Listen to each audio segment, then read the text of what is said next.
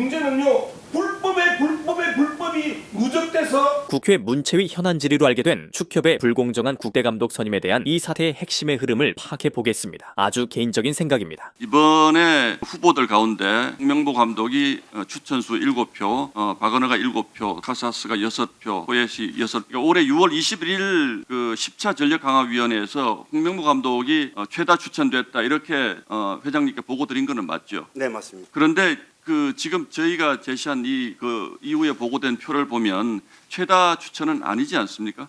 최다 추천이라는 거는 일단 우리 위원회 전체 인원수에서 가장 추천을 많이 받은 이게 7표, 네, 6표 나왔으면 네. 홍 감독이 최다다 이렇게 말씀할 수는 없는 거 아닌가요? 아니요, 동표로 나온 박은하 감독과 홍명보 감독이 아니 최다라는 건 한 명을 얘기하는 거죠. 2024년 6월 21일 10차 전력강화위원회에서 최종 5명의 감독 후보를 선정하였다. 선정 방식은 전강위 위원들이 언급한 총 16명의 감독 후보자 중 각자 자신의 선호도로 선정하였고 복수로 투표하였다. 그 투표를 통해 총 7표를 받은 박은하, 홍명보가 다득표를 했고 6표 카사스, 포엣, 5표 아놀드가 최종 5인으로 선정되었다. 박주호 위원의 말을 들어보면 이 투표가 감독을 선정하는 것은 아니었다고 하지만 이 투표로 감독으로 선정될 가능성이 높은 5명의 후보를 뽑은 것 같아 보인다. 그때 2명을 얘기했습니까? 아니면 홍명보 감독이 표를 제일 많이 얻었다 이렇게 얘기를 했습니까? 7표로 받아 동표가 나왔다고 말씀을 드렸습니다. 그런데 왜 그때는 홍명보 감독이 최다 투표다. 근데 이거는 홍 감독을 염두에 두고 한 과정이 아니라면 이렇게 할 수는 없는 거 아닌가요? 아니요, 최종적으로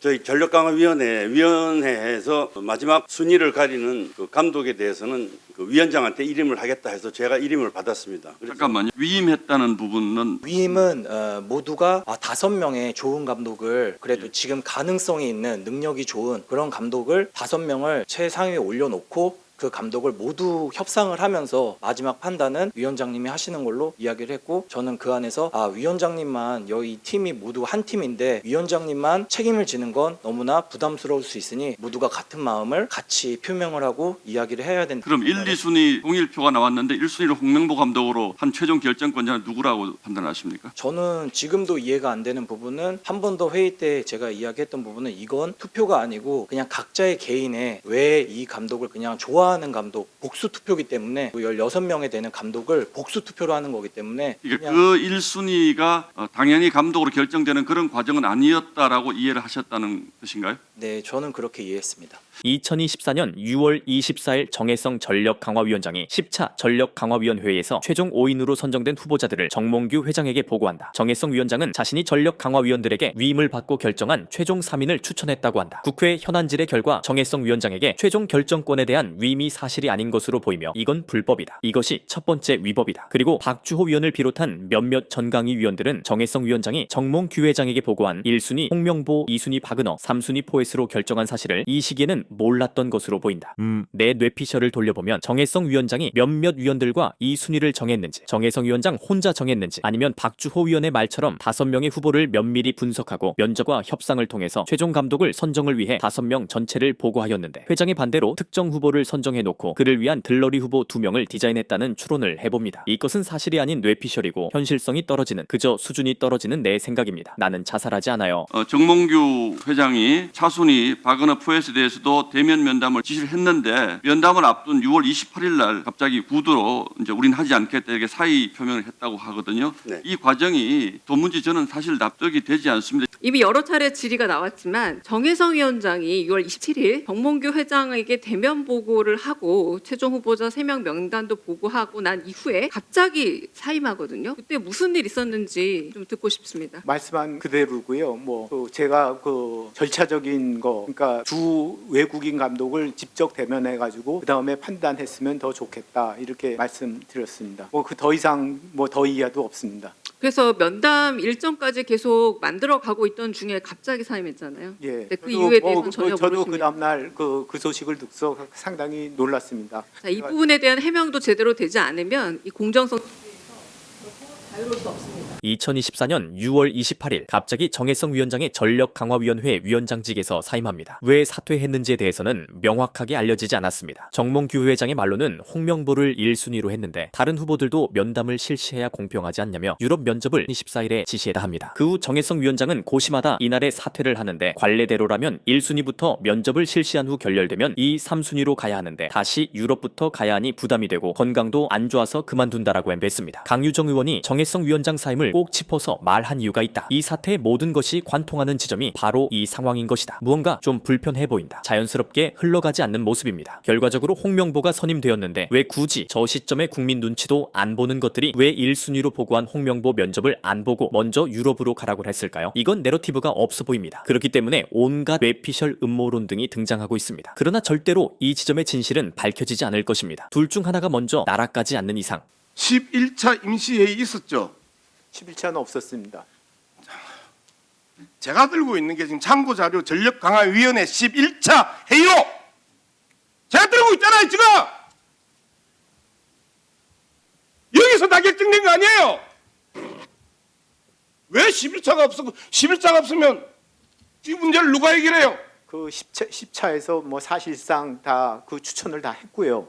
정강이 회의 없었습니다라고 이야기했습니다. 그 11차 회의라는 거는 그 10차 이후에 여러 가지 변화가 있었습니다. 아니 그 변화가 있는 거 그 아닌데 변화가 있었어요, 있었고 없었어요? 그 있었던 사항을 설명하고 공유하는 그런 자리가 위정입니다. 있었습니다. 그러니까 그 우리 정몽규 정인이 위정하신 거예요. 11차 정강이는 있었고 그러면 제가 들고 있는 거 이거 허위 문건입니까? 그러니까 정강이 이거 제가 만들었습니까? 축구협회에서 만들었습니까? 뭐 축구협회 그 국회 담당 직원이 그걸 만들었습니다. 그죠? 그러면 이거 축구협회에서 국회로 보냈기 때문에 11차 정강이 있었죠?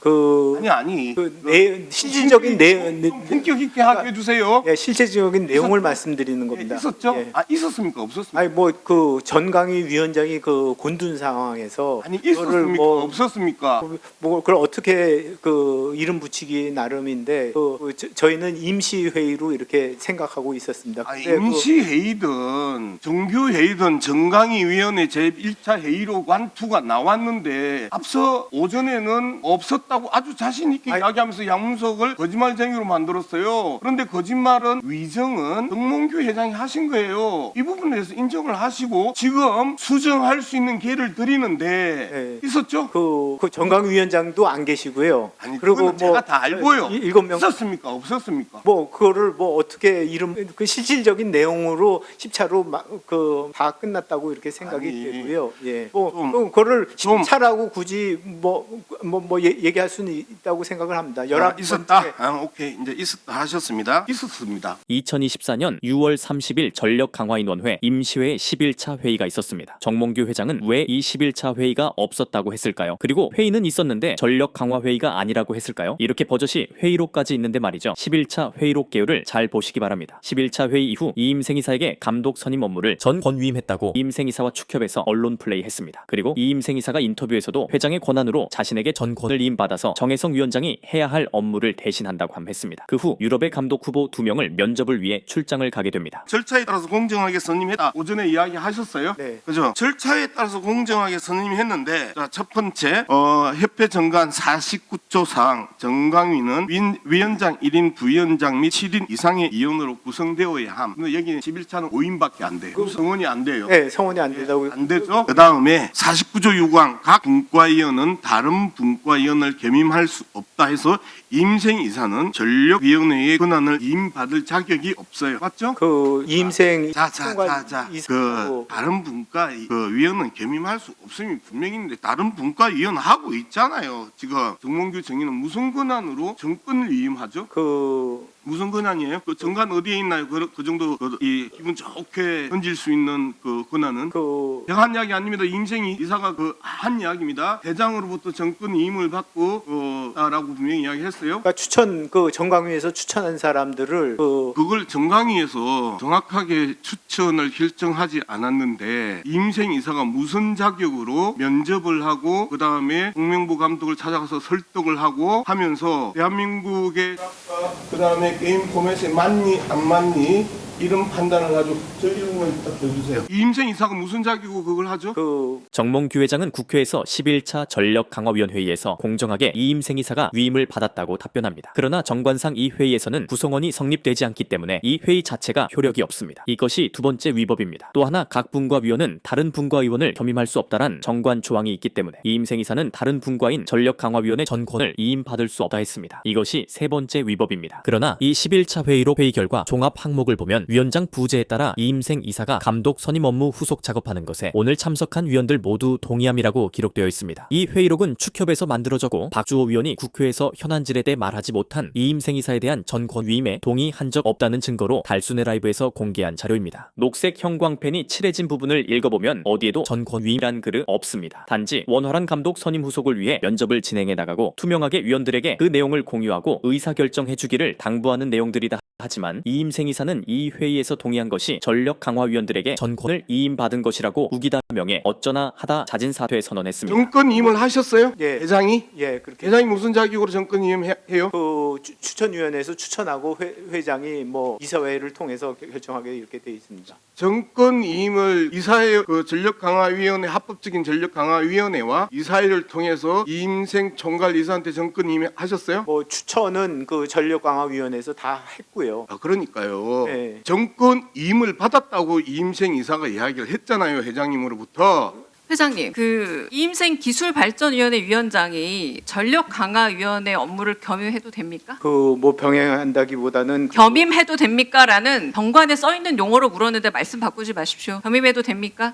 안 됩니다. 정관 위반입니다. 자, 나름의 동네 계모임이 아니기 때문에 정관이 있어요. 그런데 이 부분에 있어서 겸임을 하면서 정관을 위배했습니다. 자, 그리고 그 이후에 여러 가지 이 과정들에서 이임생 이사가 전력강화위원회 업무 일부를 위임받는 것에 대해서 이사회 결의 받았습니까? 거쳤습니까? 이사회 결의? 자, 회장님께 여쭙고 있습니다. 예, 이사회 결의 있었습니까? 뭐 지금까지 관행상 그 이사회 결의는 선임한 보완적인 이유 때문에 선임한 다음에 추인 받습니다. 네, 회장의 처리 후 사후 결의도 있어요. 맞아요, 가능해요. 네. 그래서 회장의 처리 후 사후 결의가 서류로 남아 있습니까? 네. 남아 있습니까? 홍모모 감독 선임 이후에 열린 이사회 안건 결정사항 어디에도 이임생 이사에게 전력강화위원회 업무 일부를 위임한다는 내용이 없어요. 지금 위증하신 거예요. 잘 모른다고 하세요. 잘 모르겠습니다라고. 전력강화위원회에서 추천을 한 거로 해가지고 이사회 마무리를 전력강화위원회 말고요. 했습니다. 예. 이사회에서 결의를 해야 된다니까요. 이사회하고 전력강화위원회 따로 있잖아요. 회장님 구분 못 하십니까? 이사회 따로 있습니다. 이사회에서 결의되어야 돼요. 근데 그 전력강화위원회에서만 서로 이렇게 저렇게 위임한다라고 협의했다는 거예요. 그게 바로 뭐냐면 정관의 위배입니다. 정관 위반입니다. 자, 제가 다시 묻겠습니다. 공정함이라는 게 다른 게 아니라 어려운 게 아니라 아주 공평하다. 모든 절차가 모든 사람에게 동일하게 이루어진다라는 의미를 가지고 있어요. 자, 이렇게 정관을 협회 스스로 만들어 놨으면서도 위배하면서까지 약간의 무리수를 두고 있어요. 어쨌든 이임생 이사에게 전권을 주는 정혜성 전력강화위원장을 대신해 업무를 하기 위해서는 전력강화위원들의 추천이 있어야 했고 이사회의 추임을 받아야 했지만 11차 회의에는 추천할 구성 요건이 없음에도 정몽규 회장은 추천받았다 했고 이사회에서 추임했다고 했지만 서류로 남기지 않았습니다. 이것이 네 번째 위법입니다. 하지만 이임생 이사는 전권을 받았다면서 유럽 면접, 혼명부 부탁까지 위법한 행위를 했고 현 시점까지 온 것입니다. 이임생 총괄이사가 이런 이야기를 해요. 제 스스로 이런 결정에 대해서 후회하고 싶은 마음이 없습니다. 저의 평가와 결정이 마음에 들지 않더라도 공명보호 응원해달라 7월 8일 축구협회에서 브리핑의 내용입니다. 이 주장에 대해서 저 스스로 이런 결정에 대해서 후회하고 싶은 마음 없습니다라고 하면 이분이 지금 정하는 거죠? 전력강화위원장이 사임하시고 난 다음에 이임생 위원장이 세 분을 만나보고 정 회장이 전문적인 정 회장께서 뭐라고 이야기했냐면 추천 결정을 해달라라고 정혜성 위원장한테 이야기한 적이 있어요. 추천 결정을. 네. 그런데 이분은 확정 결정을 해서 이렇게 이야기를 합니다. 이임생 이사가 유럽에서 면접을 마치고 5일에 귀국하자마자 홍명보 감독을 빵집에서 만나서 홍명보를 면접을 본 게 아니라 부탁했다고 합니다. 그것도 독대였다고 이임생 이사가 국회에서도 말했지만 결국 독대 아니었고 최영일 부회장 겸 현 전력강화위원장이 동행했다고 합니다. 고로 국회에서 위증을 했습니다. 아무튼 그래가지고 7월 6일 다음날 홍명보는 국대 감독을 수락합니다. 8일에 있었던 브리핑 내용을 보면 권한도 없는 이임생 이사가 유럽 면접을 다녀온 후 정몽규 회장에게 보고도 없이 홍명보를 만나서 부탁해서 감독 선임 임무를 마치는데 정몽규 회장에게 추천 결정을 하는 것이 업무지 확정 결정을 할 수 없는 입장임에도 확정 결정을 한 것으로 확인됩니다. 이것이 5번째 위법입니다. 선임 절차가 너무 급작스럽게 흘러갔습니다. 저는 저를 버렸습니다. 이제 저는 없습니다. 대한민국 축구밖에 없습니다. 제 축구 인생 40년에 가장 힘든 시간이 지난 10년 전에 2014년 월드컵 후에 가장 힘든 시간을 보냈습니다. 그렇기 때문에 더더욱 가고 싶지 않았습니다. 아니 도망가고 싶었습니다. 하지만 한국 축구의 지금 어려운 점을 외면하기도 참 어려웠습니다. 그래서 국가대표팀에 마지막에 봉사를 한번 하고 그동안 예전 10년 전에도 제가 가지고 있던 책임감이나 사명감이 저는 다시는 안 나올 줄 알았는데 그게 나와서 제가 그렇게 결정을 했습니다. 누구보다도 이 사태에 책임이 있는 2명 중 1명이 바로 홍명보 감독입니다. 그의 파렴치하고 공감감이 결여된 언행을 듣고 있으면 사라졌던 화가 다시 올라오는 것 같습니다. 봉사란요. 축구 팬들 국민들 화병 나게 하는 게 봉사인가요? 자신의 축구 인생에 봉사를 하는 것이겠죠. 어느 누가 월드컵 감독을 2번 했습니까? 히딩크도 1번 했습니다. 차범근 감독은 대회 도중 경질되고 다시는 월드컵 감독을 못했습니다. 이 모든 위법한 행위를 정리한 양문석 의원의 정리를 들어보겠습니다. 이번 최종 결정 언제 했어요? 이사회 결정 언제 했어요? 7월 13일 했죠. 11일, 12일 서면 받아가지고 그죠? 후감독 선임 과정에서 그렇게 했잖아요. 네, 서면 결혼한 거로. 7월 8일 날에 앞서 말씀드렸던 것처럼 제 스스로 이런 결정에 대해서 후회하고 싶은 마음은 없습니다. 그래 평가 결정이 마음에 들지 않더라도 홍명보 응원해달라. 이미 7월 8일 날 이임생 이사가 국가대표 선임을 완료합니다. 그리고 그 5일 뒤에 7월 13일 이사회를 통해서 23명 중에 21명이 찬성해서 홍명보 감독을 추인합니다. 이 절차가 절차대로 공정하게 했습니까? 그 전강위원회가 상당히 독립적인 방법으로 추천을 독립적인 기구로서 위원회로서 추천을 했고 그 기술총괄 이사인 이임생 이사가 그거를 마무리 졌다고 이렇게 이해하고 있습니다. 자격 없는 정강이고 자격 없는 정강이가 이임생 자격 없는 정강에 위반되는 이임생이 2사람을 면접하고 1사람을 설득해서 그 모든 절차를 무시하고 그리고 또한 일방적으로 본인이 발표하고 결정해서 발표하고 그 뒤에 이사회에서 추인하고 여기에 문제는요 불법이 누적돼서 홍명보 감독까지 이르렀는데 장관께서도 말씀하셨던 것처럼 이러한 불법적 절차에 의해서 확정된 감독은 불법이다 라고 말씀하셨는데 정몽규 회장만 합법이다. 그리고 본인은 서류도 제출해 본 적도 없고 운영계획서도 제출해 본 적이 없는 홍명보 감독도 문제 없다, 절차에 문제 없다라고 이야기하고 있습니다. 우리 국민들이 분노하는 대목이 바로 이 지점입니다. 이상입니다. 그런데 홍명보 감독에게 왜 부탁을 했을까요? 면접이 아니라 전 삐친 홍명보를 달래주려고 간 거라 추측해봅니다. 뭐에 삐쳤을까? 영상은 여기까지입니다. 감사합니다. 다음 영상은 홍명보가 삐친 이유가 되겠네요. 쿠키 먹으면서 구독 눌러주세요. 잘 해보겠습니다. 클린스만 감독의 경우 문제가 클린스만 감독 왜 비밀리에 정강이를 열었어요? 그리고 사무국에 일방적으로 왜 사무국에게 정강이의 권한을 달라고 그랬어요? 양문석 의원님. 무슨 소리를 하세요? 클린스만 감독 때도 그랬고요. 그 벤투 감독 때도 잘못했다고 지금 지적하는 거예요. 클린스만 감독 때도 정강이가 결정하지 않고 정강이에게 사무국에다가 임해달라고 이야기했고 그리고 그걸 왜 밀려가 비밀스럽게 대한민국 국가대표 감독을 뽑는데 비밀스럽게 해요. 자, 양문석 의원님 정리해 주시기 바랍니다. 그게 사유하고 좀 품격 있게 좀 하려고 그랬더니 너무하시네. 자, 정리.